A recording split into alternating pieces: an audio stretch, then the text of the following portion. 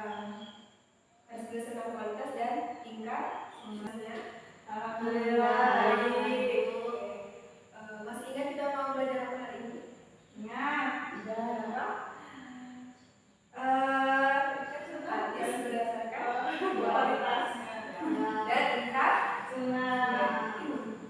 Hari ini Ibu akan sedikit menjelaskan tentang materi kita pada hari ini. Oh iya, sebelumnya di sini apakah hadis semua? Ya Bu. Ya Bu. Baik, kita langsung mulai saja ya. Ya. Materi yang pertama.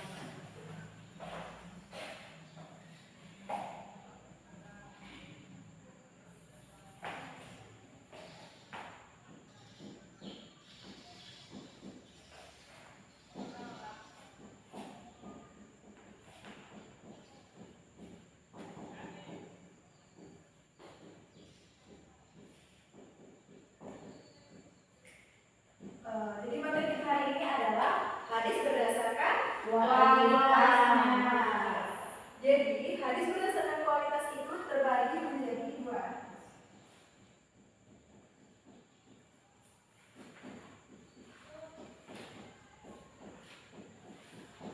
Ada yang tahu apa saja? Sahih dan hasan. Muslim. Sahih dan Hasan. Jangan terbalik ya Fauzia. Soalnya ini materi ini sangat penting untuk belajar nanti. Ya Bu. Yang pertama itu hadis sahih. Hasan. Sahih. Hadis apa? Sahih. Yang kedua itu adalah hadis Hasan. Aduh, cerdas banget mahasiswa ini ya. Oke, jadi sebelum kita membaginya itu, jadi dia itu hadis berdasarkan kualitas itu terbagi menjadi dua. Yang pertama itu sahih dan yang kedua itu hasan. Nah, sebelum kita menjelaskannya, kita ke sahih dulu ya. Ini yang bercatat ya. Allah. Oke, Ya Bu. udah ya, pasti ya. Ada yang sahih dulu. Maaf ya, ini speakernya agak ganteng. Ya Bu. Oke, hadis sahih. Allah tunggu. Hadis Sahih. Jadi sebelum kita apa sih sahih itu? Jadi kita ke pengertiannya dulu. Ya. Secara bahasa Arab,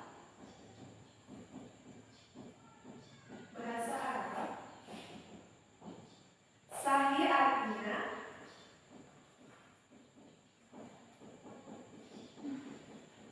Sehat. Nah, tidak sakit Bu ya. Ya, jadi hadisnya itu tidak cacat atau tidak ada kecelanya itu apa namanya itu putusannya. Nah, secara terminologis sahih artinya bersambung.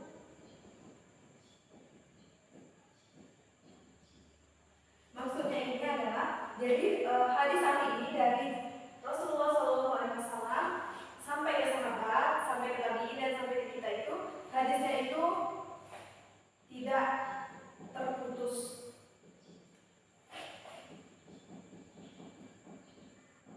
Nah, jadi bisa kalian pahami.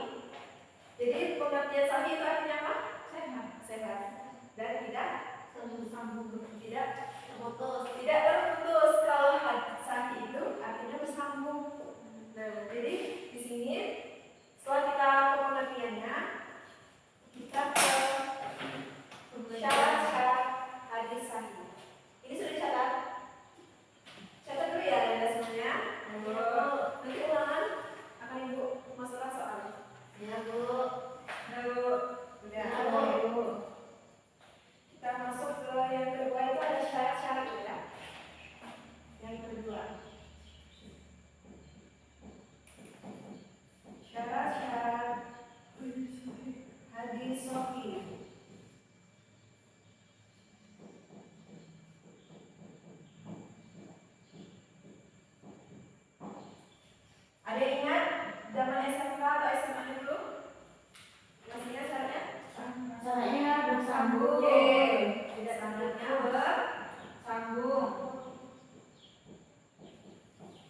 Sanadnya bersambung.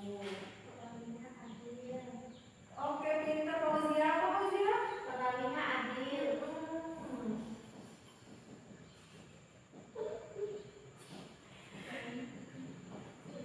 Menutupi Bu. Katanya maaf ya enggak. Ya mau. Yang ketiga apa? Ada lagi? Masih ingat? Ayo ingat-ingat. Pengalinya ada. Kalinya David. Nah, ya kalinya David. David Itu Bu. Nah, yang David itu apa Bu?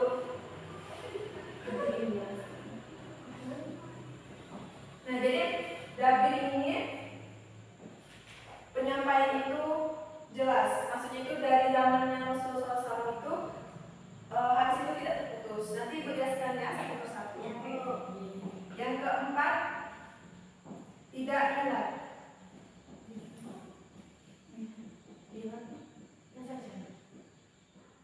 Dan yang terakhir tidak syahadat.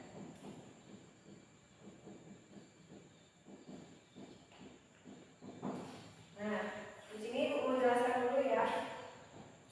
Yang pertama itu sanadnya bersambung. Maksud sanadnya bersambung itu seperti apa Bu? Nah, jadi penyampaian hadisnya itu kan dari Rasulullah SAW. Kemudian disampaikan oleh para sahabat. Kemudian kepada tabi'in ya. Kemudian tabi'in ya. Dan seterusnya sampai ke kita saat ini. Nah itu maksudnya itu dia tidak terputus. Nah jadi sanadnya itu bersambung. Nah sampai sini apakah ada yang ditanyakan? Belum. Saat itu Oh ini syaratnya, bentar ya. Jelaskan bentar.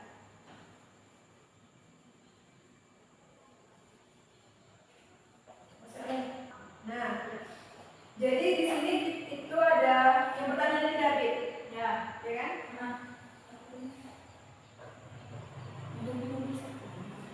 Oke, satu-satu dulu ya. Jadi adil ini kalau kita bahasanya itu adil itu berarti dia bersifat maksudnya itu tidak ada penambahan atau pengurangan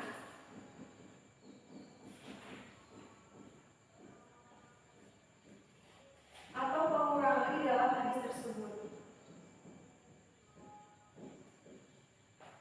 Dalam hadis tersebut.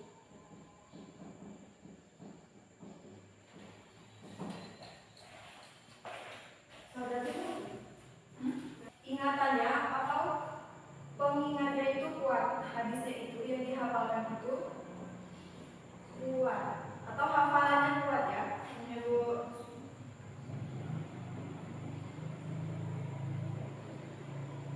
Atau hafalannya itu kuat. Nah, jadi hafalannya itu dia bersifat kuat. Yang selanjutnya itu tidak hilang. Hilang itu bisa dikatakan itu tidak cacat. Atau hadisnya itu tadi kita kembali ke pengertian tadi sehat. Nah, ini tidak cacat. Tidak cacat. Selanjutnya itu adalah tidak syadad. Jadi tidak syadad itu tidak janggal, tidak ada kejanggalan atau kecurangan dalam bahasa Indonesia itu. Tidak paham ya Bu? Benar ya? Tidak ada kecurangan.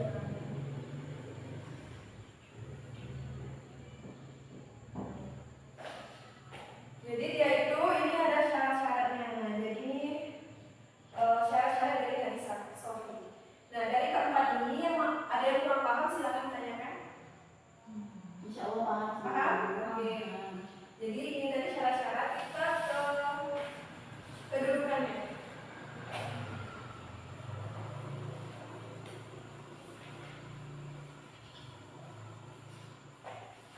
Kedudukan hadis sahih.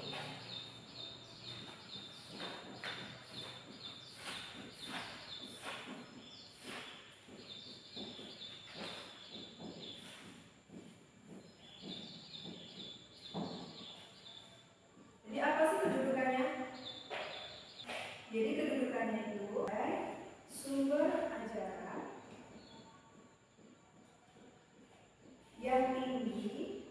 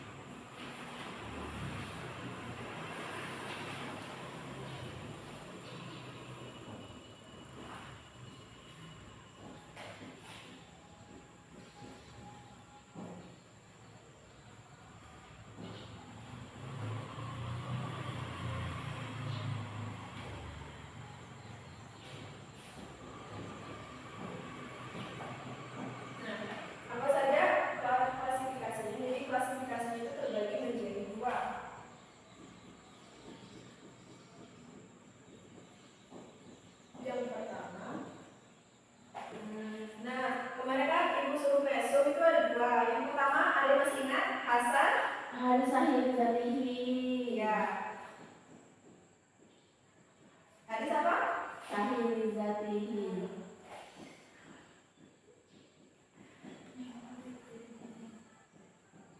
Kemarin kan disuruh resume itu kan ada dua. Yang kedua ada masih ingat? Sahih li ghairihi. Nah, di ghairihi.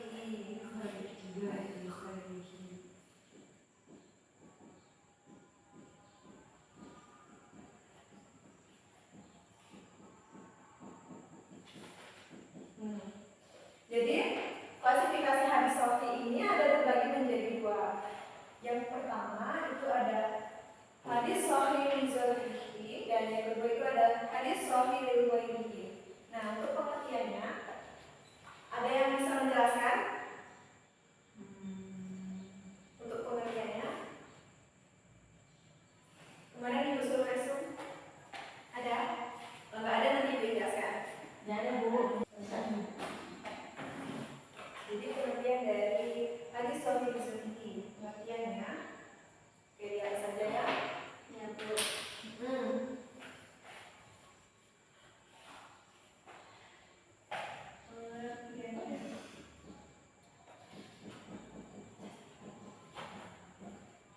Yang pertama, sahih li dzatihi.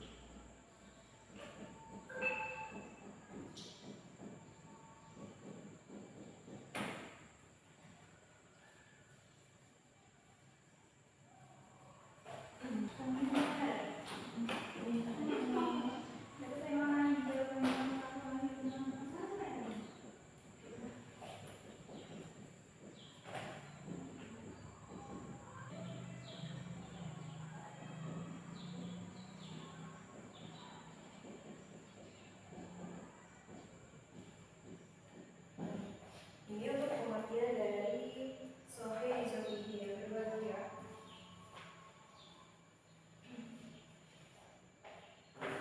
Yang kedua, sahih li ghairihi.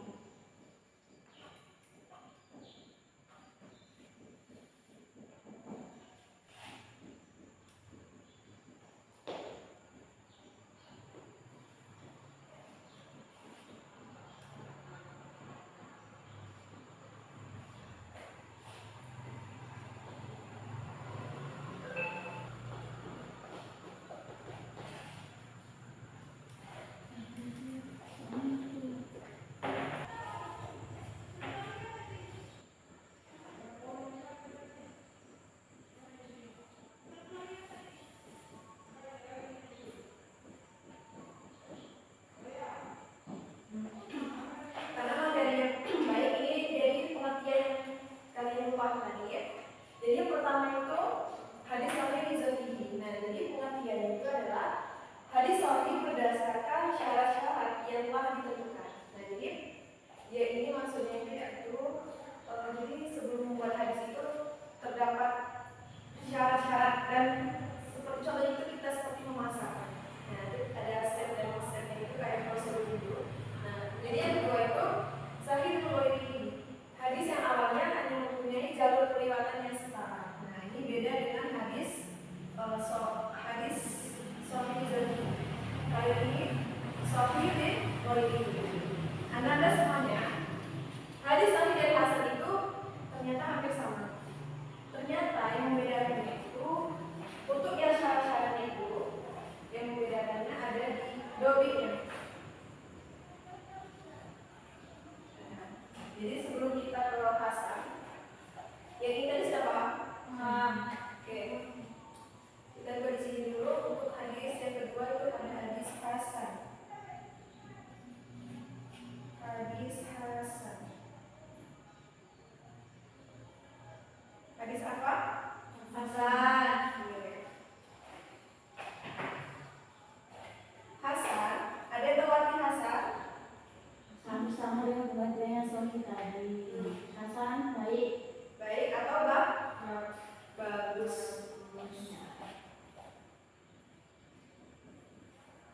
Atau bagus. Nah. Jadi pengertian dari hasan itu adalah baik atau bagus. Nah, jadi hadis yang pertama tadi hadis sahih, yang kedua ini adalah hadis hasan. Kemudian kita ke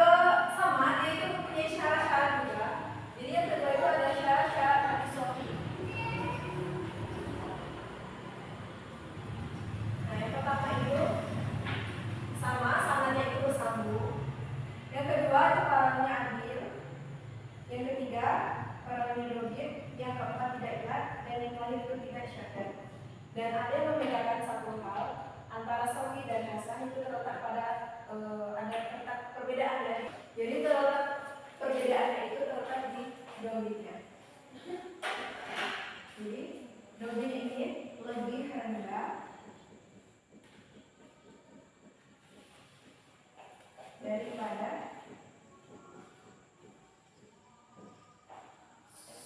sofi.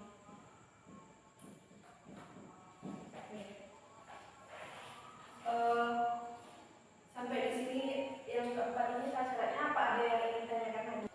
Baik, untuk yang keempat ini tidak ilat atau tidak cacat ini sama.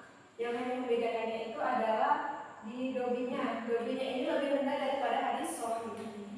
Nah, untuk yang selanjutnya itu ada klasifikasi. Klasifikasinya sama. Dia memiliki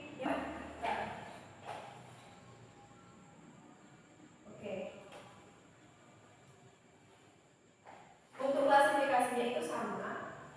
Ini ada Hasan Rizanihi dan Hasan Hasan apa? Nah, jadi hadis Hasan dan hadis Sahih itu ternyata hampir sama. Yang membedakannya itu tadi terletak pada dobitannya. Mungkin hanya ini materi yang bisa dijelaskan. Mungkin ada pertanyaan yang belum paham, boleh ditanyakan. Paham, oke. Mungkin hanya ini saja materi kita untuk hadis berdasarkan konteks. Nanti kita lanjutkan untuk hadis berdasarkan materi selanjutnya itu adalah ingkar sunnah. Baik, anak semuanya, ibu akan melanjutkan materi selanjutnya itu tentang ingkar sunnah. Ingkar sunnah jadi berasal dari bahasa Arab. Ingkar artinya ingkar dan kiru ingkar atau ingkar sunnah.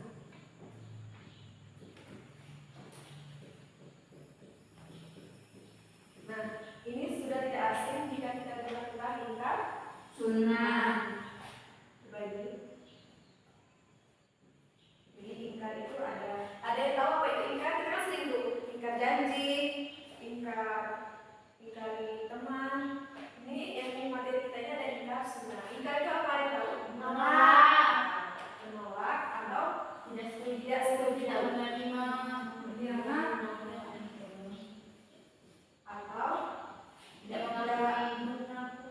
ragu-ragu. Kalau ragu-ragu itu lebih tepatnya dia masih ada percaya. Kalau ini memang dia tidak mau. Kalau ragu-ragu itu masih ada rasa percaya itu. Kalau dia menolak atau tidak mengakui, berarti itu tidak sama sekali dia percaya. Sedangkan sunnah, seperti kita ketahui bahwa sunnah adalah perbuatan atau perkataan dari Rasulullah SAW. Bisa kita contohkan sebagai sunnah, perbuatan. Nah, jadi bisa kita simpulkan bahwa ingkar sunnah adalah perbuatan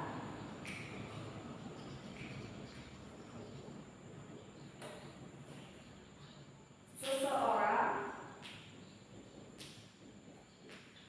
atau kelompok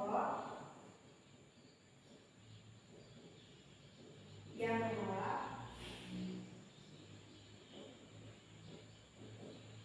perkataan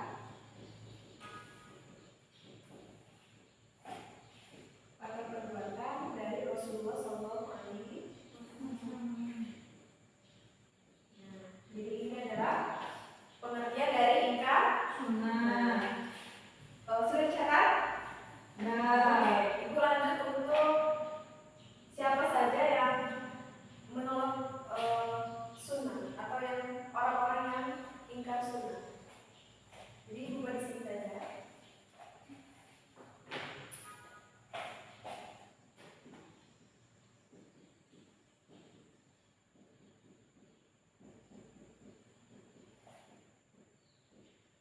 Nah, seperti kita ketahui bahwa seseorang yang ingkar sunnah itu ada yang menolak sunnah secara keseluruhan, ada yang secara keseluruhan.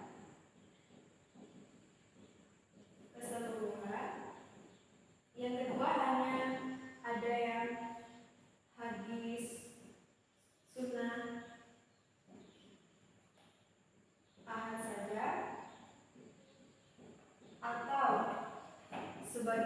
saja.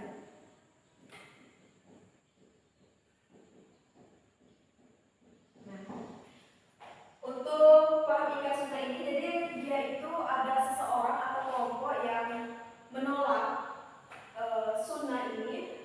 Ada yang secara keseluruhan, ada yang hanya sunnah saja, hanya yang ahad saja, dan ada yang sebagian saja. Untuk pengertian dan orang-orang yang menolak ingkar sunnah, apakah ada yang ingin ditanyakan? Atau sudah paham? Ya Bu, untuk yang masalah secara keseluruhan dan yang secara asal itu apa aja ya Bu? Oh, salah satunya ya. Baik, Ibu sedikit menjawab pertanyaan itu saja ya. Jadi itu ada namanya itu secara keseluruhan itu namanya adalah ahlul bid'ah. Nah, jadi ini adalah orang atau kelompok yang menolak hadis secara keseluruhan. Nah, apakah sudah paham? Paham Bu. Oke, kita lanjut ke sejarahnya. Sejarah penolakan ingkar sunnah. Jadi kita dulu Oh, dikit menonton.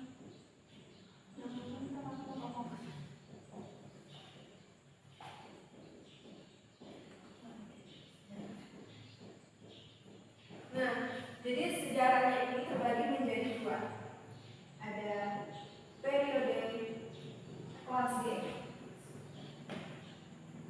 dan periode modern.